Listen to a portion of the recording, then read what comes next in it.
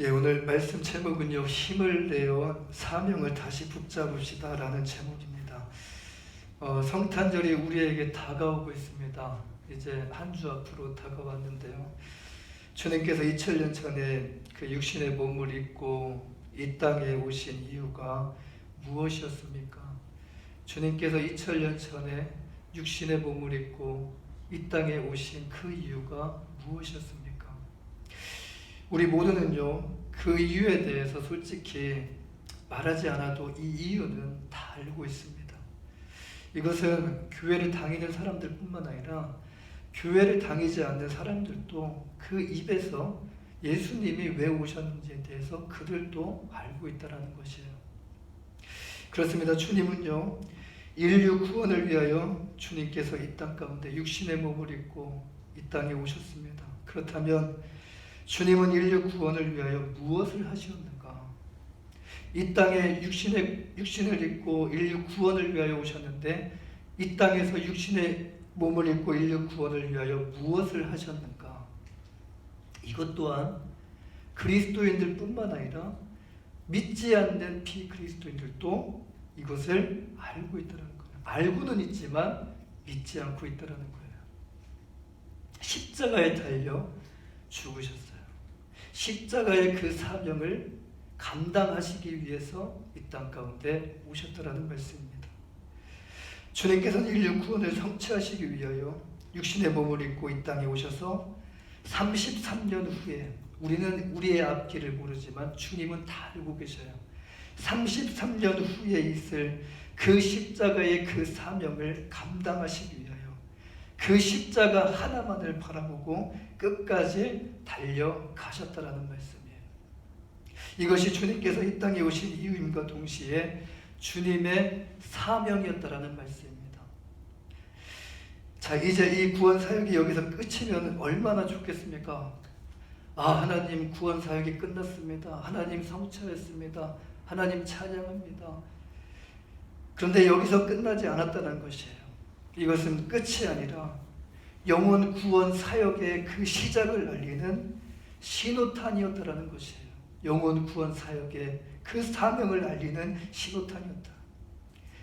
십자가에서 영혼 구원에 대한 하나님의 뜻을 주님께서 이미 그 하나님의 뜻을 십자가에서 성취하셨지만 이 사명은 아직 끝나지 않았다라는 말씀입니다. 주님께서 죽음에서 사흘 만에 부활하시고 승천하시기 전 주님 앞에 모인 그 제자들에게, 주님의 제자들에게 영혼 구원의 그 사명을 위임하여 주셨다는 거예요. 주님은 승천하시기 전 제자들에게 오직 성령이 너희에게 임하시면 땅 끝까지 이르러 내 증인이 되리라. 그리고 가서 제자 삼으라 라고 말씀하셨어요. 자, 이 말씀을 대하는 지금 우리 그리스도인들에게, 이 말씀은 지금 우리 그리스도인들에게 무엇을, 어떤 의미를 우리에게 전달해 주고 있습니까? 가서 제자 삼으라. 오직 성령이 너희에게 임하시면 땅 끝까지 이르러 내 증인이 되리라. 이 말씀이, 지금 이 말씀을 대하는, 이 말씀을 듣는 우리 그리스도인들에게 지금 이것은 어떤 의미를 우리에게 전달하고 있습니까? 이것은 그 당시 제자들에게만 주어진 사명이 아니라 지금 우리 그리스도인들에게도 동일하게 주어진 사명임을 우리가 기억해야 될 줄 믿습니다. 마지막까지 우리가 해야 되는 사명이, 마지막까지 우리가 붙들어야 되는 사명이 복음의 사명이고 복음의 능력인 줄 믿습니다. 자, 그렇다면 오늘 살아가는 지금 이 세대를 MZ세대라고 말하는데요. MZ세대를 포함한 모든 현대인들에게 우리 그리스도인들은 복음 전하는 사명을 이제 어떻게 감당해야 할까요? 이제 우리 그리스도인들은요, 어떻게 이 복음을 전해야 할까요? 이 복음을 어떻게 전해야 될까요?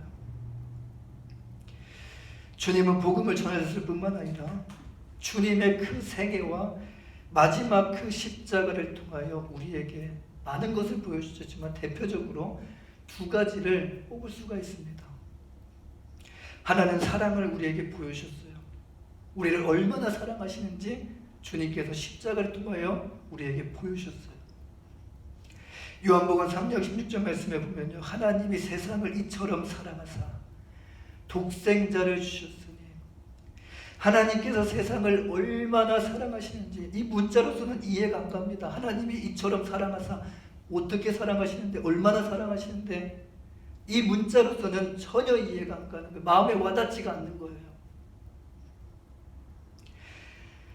그런데 하나님께서 세상을 얼마나 사랑하시는지 독생자 되시는 예수 그리스도의 그 생애와 십자가의 그 죽음을 통하여 우리에게 낱낱이, 우리에게 확실하게 보여주셨더라는 말씀이에요. 또 하나는요, 주님의 그 십자가를 통하여 우리에게 주님께서 얼만큼 우리를 섬기셨는지를, 그 섬김을 우리에게 보여주셨습니다. 마가복음 10장 45절에서 주님께서는요, 인자가 온 것은 섬김을 받으려 함이 아니라 도리어 섬기려 하고 자기 목숨을 많은 사람의 대속물로 주려 함이니라.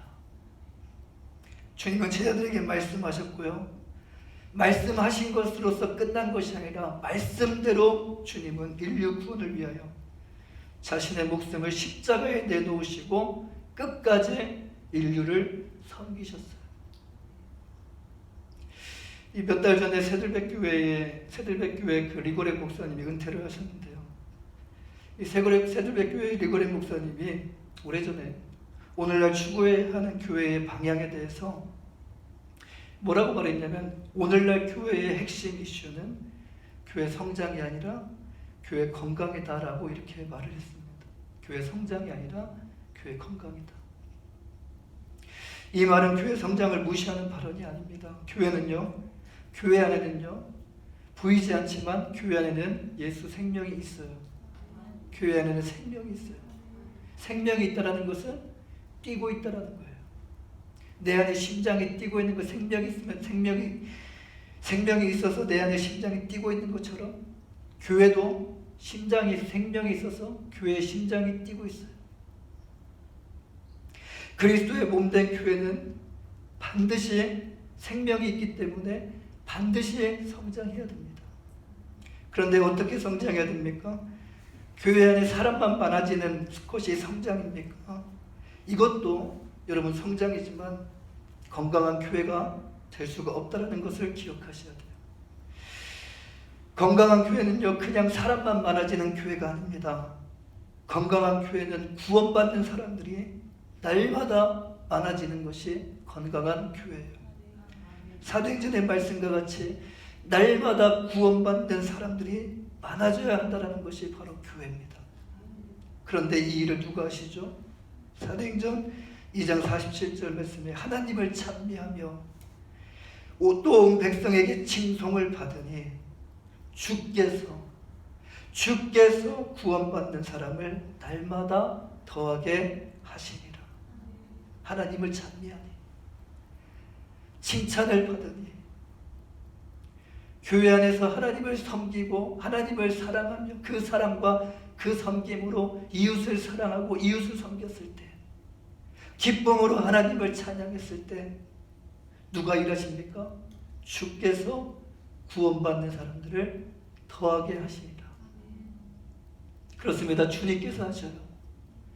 고린도전서 3장 말씀과 같이 주님께서 자라게 하시고 주님께서 열매 맺게 하셔요.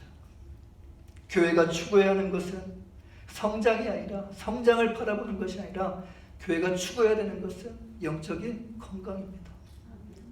교회는 하나님 말씀에 잘 따라갈 때, 하나님의 말씀에 순종하며 잘 따라갈 때, 교회가, 우리가 몸이 비대해지게 되면 그 살을 빼려면 고통이 오잖아요.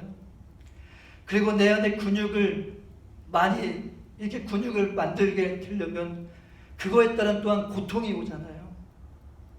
마찬가지로 건강을 유지하기 위해서는, 영적인 건강을 유지하기 위해서는 육신의 고통이 뒤따른다는 것이에요. 그런데 하나님의 말씀에 잘 순종하고 하나님의 말씀에 잘 따라갈 때, 그때 교회가 비로소 건강해지게 된다는 말씀입니다. 교회가 하나님 말씀에 순종하여 영적으로 건강해지게 될 때 교회는 하나님께서 함께 하셔서 하나님의 영이 함께 하시고요, 성령의 임재가 강력하게 역사하시고 성령의 불이 이 자리 가운데 임하셔서 예수 부혈이 이 자리 가운데 임하셔서 이 안에 교회가 힘을 얻게 되고요, 교회가 예수의 이름으로 능력을 얻게 되고 사회 가운데 정말 하나님께서 기뻐하시는 선한 영향력을 행하는 교회가 되게 됩니다. 이런 교회가 되기 위해서 우리 그리스도인들은 이제 세상 가운데 말로써 복음을 들려주는 것이 아니라 주님이 살아계신 것을 우리의 삶을 통하여 복음을 삶으로 보여줘야 될 때가 온 줄 믿습니다. 오늘날 세상을 살아가는 사람들은요, 교회에 나오지 않는 여러 가지 이유를 가지고 있어요. 한국인의 복음화 비율이 2014년도까지는요 꾸준히 증가를 해가지고 2014년도까지는 21%까지 올라갔었어요. 그런데 2021년도 통계를 보니까 계속 올라가야 되는데 2021년 통계를 보니까 17%, 4%가 감소했다는 거예요. 그래도 한국인 10명이 모이면요, 그 중에 한두 사람, 어떨 때는 1명, 아니 2명, 이게 2명 정도는 그리스도인이라는 것입니다. 2명이 그리스도인이에요. 그럼 10명이 모이는 그 모임은 좀 대그룹적인 모임이기 때문에 좀 힘들 수도 있어요. 그러나 5명씩 모인다고 한번 생각해 보세요. 그 5명 안에 누가 있다고요? 그리스도인이 있다는 거예요.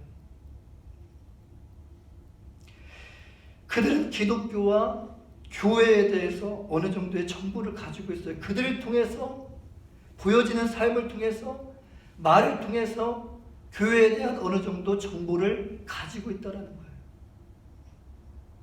뿐만 아니라 교인들과 빈번한 접촉으로 인해서 나름대로의 교회에 대한 인식이 이미 그들 가운데 자리 잡혀 있다는 것입니다.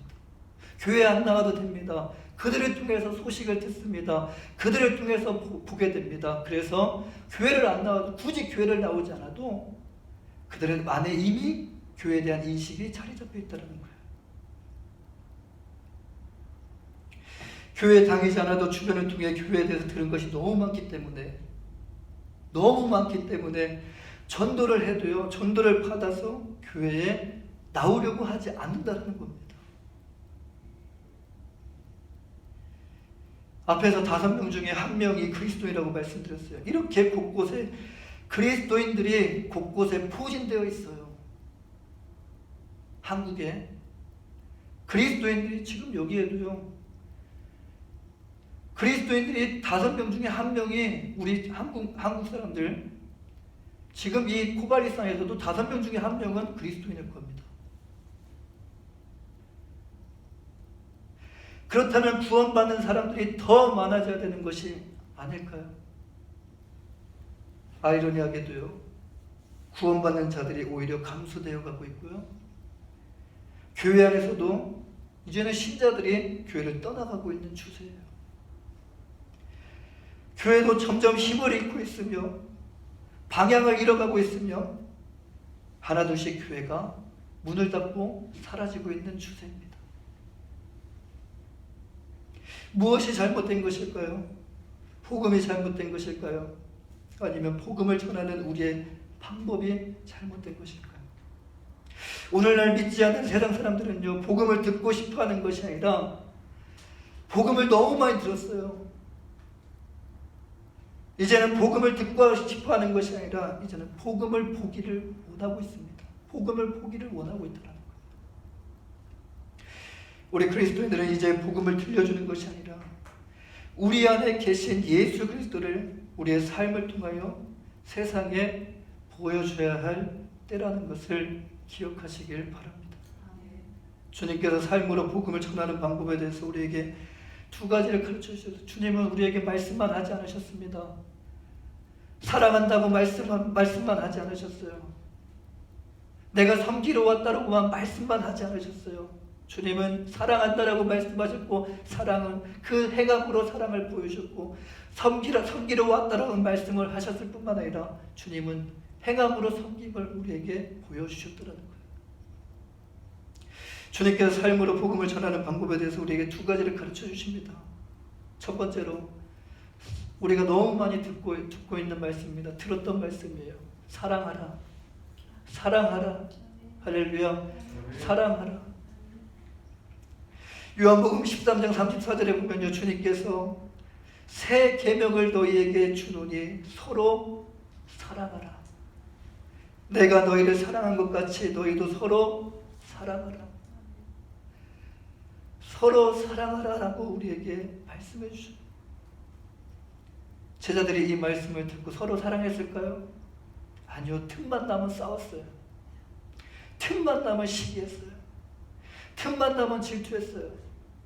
예수님 없을 때는 더 심했습니다. 예수님 계셨는데도 이들이 싸우고 있는데, 이들이 다투고 있는데, 예수님이 계시지 않는다면 그들은 어떻게 됐을까요? 어떻게 했을까요? 더 싸웠어요. 그래도 주님은 그들에게 뭐라고 말씀하시냐면 서로 사랑하라. 서로 사랑하라. 하나님은 우리 모두의 마음 가운데, 사랑하는 여러분, 사랑하는 마음을 우리에게 주셨어요. 사람마다 사랑하는 대상이 다릅니다. 어떤 사람은요, 사람을 사랑해요. 사람을 좋아하고 사람을 사랑합니다. 근데 어떤 사람은요, 돈을 사랑합니다. 어떤 사람은 명예를 사랑하고요. 어떤 사람은 정말 어떤 특정한 물건을 사랑합니다. 그런데 하나님께서 이런 사랑을 위하여, 이렇게 사랑하게 하시기 위하여 우리에게 우리의 마음 가운데 사랑을 주신 것이 아니라는 것이에요. 우리의 마음 가운데 사랑의 본질, 사랑의 방법, 사랑의 대상을 우리 인간이 모르기 때문에 하나님은 사랑이시다라는 이 문자적인 말씀을 이제 육체로 입고 오셔서 하나님께서 우리에게 말씀하시는 사랑이 무엇인지 문자가 아니라 이제는 시각화시켜서 그리스도의 생애를 보여주셨고, 또 십자가를 통하여 우리에게 그분의 사랑을 직접 보여주셨습니다. 주님은 우리 그리스도인들에게 너희도 서로 사랑하라, 내 이웃을 내 자신과 같이 사랑하라라고 하신 말씀을 직접적으로 보여주셨다는 말씀입니다. 그렇습니다. 그리스도의 사랑을 전하는 것이 우리 그리스도인들에게 주신 사명이에요. 그리스도의 사랑을 전하는 것, 그리스도와 하나님의 그 사랑을 전하는 것, 나누는 것이 우리 그리스도인에게 주신 사명이에요. 사명이라고 말하면요, 우리 안에 큰 부담이 밀려오는데, 이것은 우리에게 주신 사명인과 동시에 이것이 사명이자 특권임을 기억하셔야 돼요.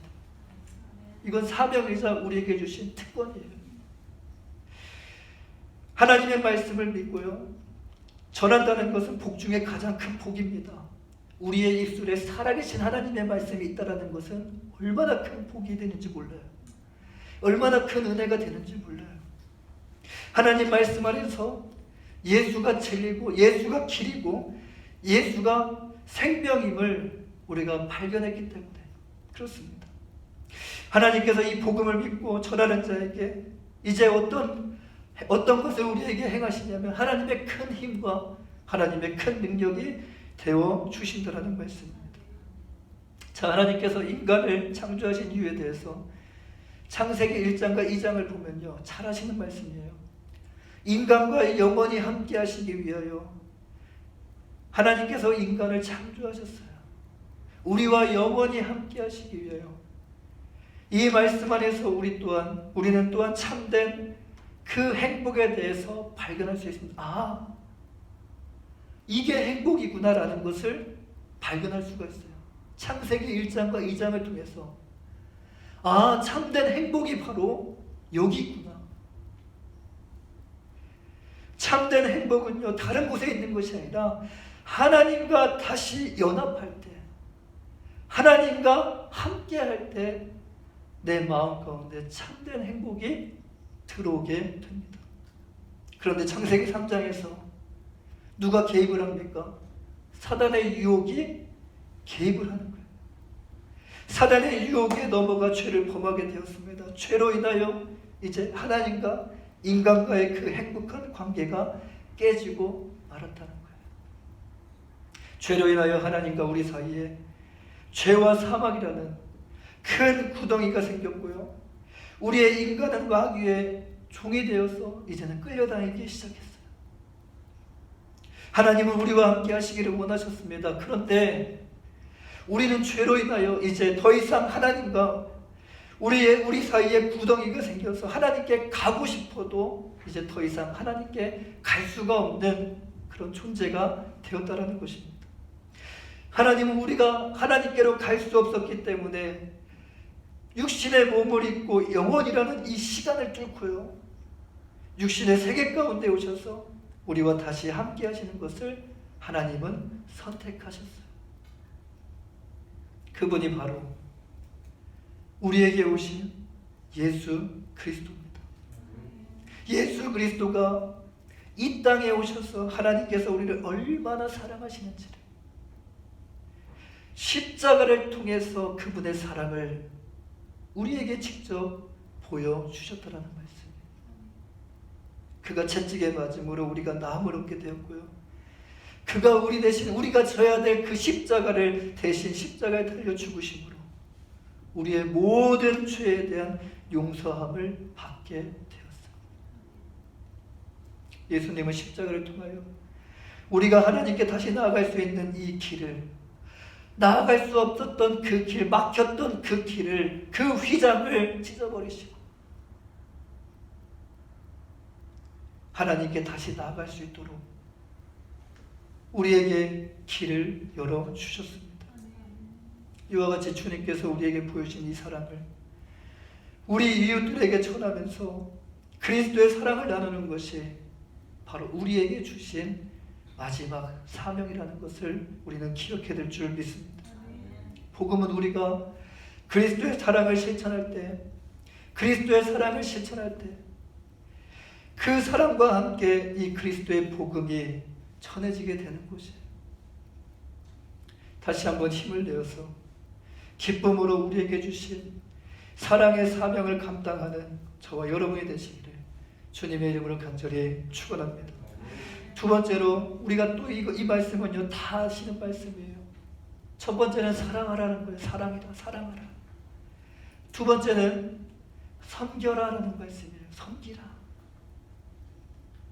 마태복음 7장 12절에서 주님은요, 그러므로 누구든지 남에게 대접을 받고자 하는 대로 너희도 남을 대접하라. 이것이 율법이요 선지자니라. 그렇다면 우리를 누구를 섬겨야 됩니까?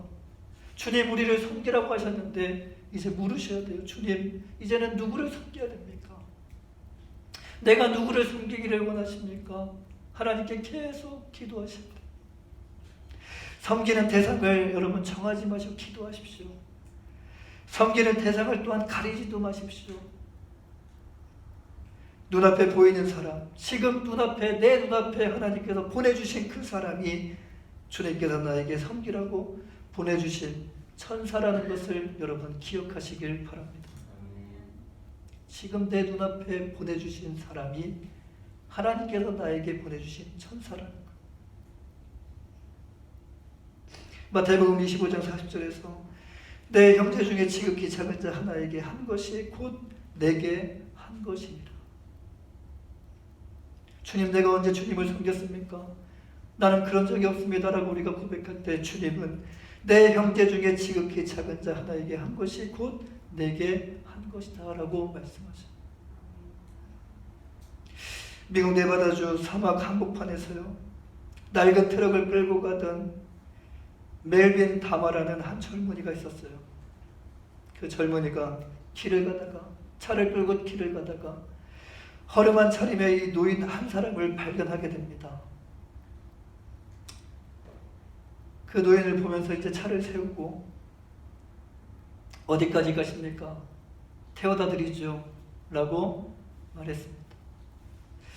노인은 거절하지 않고 고맙소 젊은이, 라스베가스까지 나를 태워다 줄 수 있겠소? 라고 말하자 이 청년은요, 네, 가시죠 하면서 함께 트럭을 타고 노인이 말한 이 목적지에 도착하게 되었습니다. 이 청년은요, 노인이 너무 허름한 차림으로 이렇게 입고 입은 모습을 봤기 때문에 이 노인이 노숙자인 줄로 알고 있었어요. 그래서 이 노인을 내려드릴 때 25불이라는 그 돈을 노인에게 주면서 영감님 차비에 보태 쓰세요 라고 하면서 이제 헤어지려고 합니다. 그때 노인은 잠깐, 참 친절한 젊은이로구나, 나에게 명함이 있다면 당신의 명함을 한 장 나에게 주시겠어? 젊은이는요, 무심코 명함을 건네줬어요. 그 명함에 뭐라고 써있냐면 멜빈 타마라고 써있는 거예요. 멜빈 타마. 그 노인이 뭐라고 말하냐면, 멜빈 타마, 이 신세는 내가 꼭 갚겠네. 나는 하워드 휴즈라고 하네. 나는 하워드 휴즈라고 하네. 얼마의 시간이 지나서 이 일을 까마득히 잊어버렸을 무렵에 기상천외한 사건이 하나 벌어지게 되었다는 것이, 세계적인 부호 하워드 휴즈 사망이라는 기사가 신문에 실리게 되었어요. 근데 그 신문에 이 기사와 함께 뭐가 실리게 됐냐면 유언장이 공개가 되었어요. 유언장. 이 하워드 휴즈가 남긴 이 유산의 16분의 1을 이 멜빈 다마에게 증여한다라는 내용이었습니다. 노인 그 많은 재산을 증여하기로 한 이 멜빈 다마라는 사람이 누구인지 아는 사람이 없었어요. 유언장 이면에요, 멜빈 다마는 하워드 휴즈가 일생 동안 살아오면서 만났던 가장 친절한 사람으로 기록되어 있었습니다. 이 하워드 휴즈의 그 유산 총액이요, 얼마 정도였냐면 25억 정도가 됐었어요. 25억 정도. 25억 달러예요. 하나로 25억 원이 아니라 달러로 25억 달러입니다. 그 유산의 16분의 1은요, 최소한 1억 5천만 달러. 우리 돈으로 대략, 계산이 가신가? 우리 돈으로 1,500원, 1,500억 원입니다. 1,500억 원. 친절한 사람이라는 것이 유산을 남겨주는 유일한 이유였어요. 무심코 베푼 친절과 25불의 나눔이 몇 배로 다시 자기에게 돌아오게 됐냐면 6억 배로 자신에게 돌아오게 되었다는 것입니다. 사람들을 친절하게 대하고 작은 것이라도 베풀고 섬기는 사람은요, 축복의 씨앗을 심는 것과 같아서 어떤 모양이든지 아름다운 결과를 만들어 낸다라는 말씀이에요. 누가복음 6장 38절, 그렇다고 해서 이것을 기대하고 하지는 마시길 바랍니다. 이런 마음 기대하고 하시면 놀부가 돼요. 그냥 주님께서 나에게 섬기라고 말씀하셨기 때문에 주님을 사랑하는 그 마음으로 내 앞에 있는 누구라도 섬기시는 우리 복된 코바리스 한인교회가 되시길 간절히 축원합니다. 누가복음 6장 38절에 보시면요, 주님께서 주라 그리하면 너희에게 줄 것이니 곧 후히 되어 누르고 흔들어 넘치도록 하여 너희에게 안겨주리라. 너희가 헤아리는 그 헤아림으로 너희도 헤아림을 도로 받을 것이니라. 주님께서 우리에게 주라고 말씀하셔요. 주기 전에 생각하라고 하시는 것이 아닙니다. 주기 전에 먼저 받으라고 하신 것이 아닙니다. 그 모든 생각하지 않고 그냥 주라고 하셔요. 주님께서 우리에게 말씀하십니다. 그렇다면 이 말씀에 우리는 주님을 사랑하는 마음으로 그냥 주면 돼요. 섬기면 돼요. 우리에게 섬기라고 말씀하시면 주님을 사랑하는 마음으로 나에게 지금 보내주신 그 사람을 주님을 대하듯이 섬기면 돼요. 사랑하는 여러분, 우리가 그리스도인으로서 해야 할 사명은 다른 것이 아닙니다. 여러분, 전도에 대해 너무 부담을 갖지 마시길 바라요. 우리가 서 있는 자리에서 누군가를 만났을 때 그냥 그리스도의 마음으로 사랑하고 섬기면 되는 것이에요.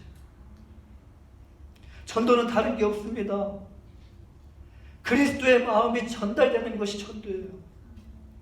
말로써도 전달될 수 있지만 나의 행위로서 전달될 수가 있어요. 농부가 씨를 뿌리고 기다리는 것과 같이 영원 구원의 열매를 맺기까지 인내하며 이제 기다리면 돼요. 그리고 계속적으로 주님의 그 명령에 사랑하고 주님의 그 명령에 섬기고 주님의 명령에 나누면 됩니다. 할렐루야.